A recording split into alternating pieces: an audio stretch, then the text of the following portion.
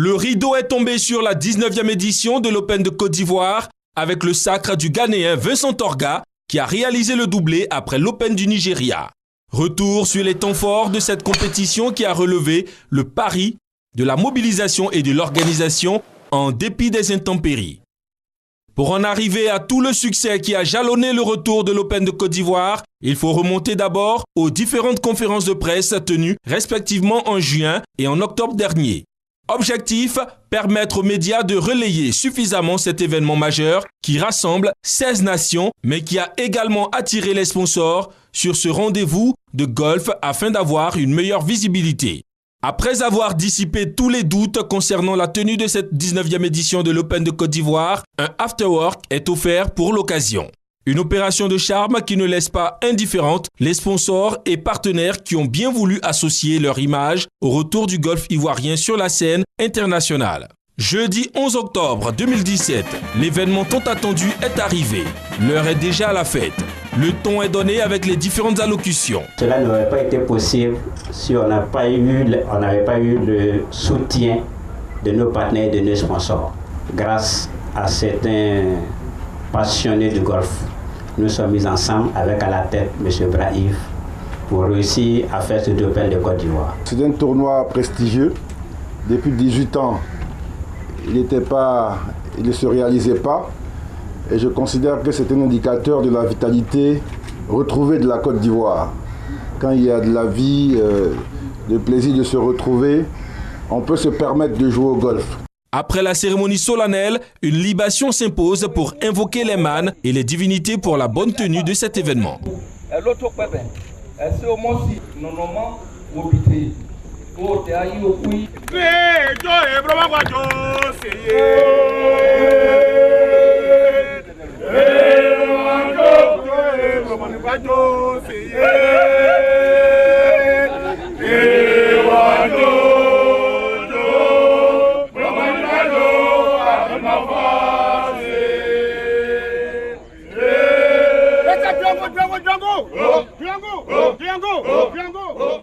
Place désormais au coup d'envoi donné par le parrain Ahmed Bakayoko, ministre d'État, ministre de la Défense.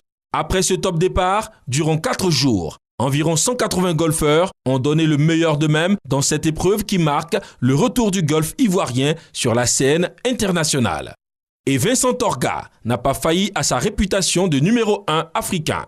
Le Ghanéen s'est offert l'Open de Côte d'Ivoire avec une performance de 278 coups, soit moins 14 coups sous le par.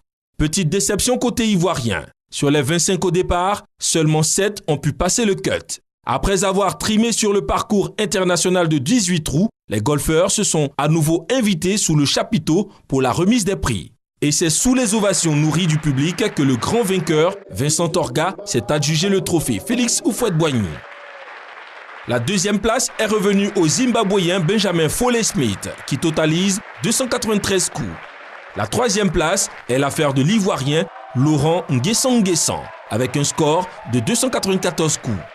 Au niveau des dames, Chantal Béhibro s'est hissée à la plus haute marche sans trop forcer son talent. Vraiment, ça n'a pas été facile. La Nigérienne est vraiment très forte. Mais hélas, c'est la Côte d'Ivoire qui remporte. Outre Chantal Béhibro de la Côte d'Ivoire, plusieurs autres lauréats se sont vus distingués dans leurs différentes catégories. Pari réussi pour les organisateurs ainsi que pour certains observateurs du golf. Notre président Houphouët a été visionnaire. La Côte d'Ivoire a été l'un des premiers pays au sud du Sahara, en dehors de l'Afrique du Sud, à disposer d'un parcours de golf de qualité. Je crois qu'il mérite qu'on perpétue ce trophée qui a porté son nom et qui doit être la forme, je dirais, dynamique de retour de la Côte d'Ivoire sur le plan international. Notre champion est un beau champion, Vincent Torga, moins 14 sur 4 jours, le record du parcours sur l'Open de Côte d'Ivoire. Très beau champion.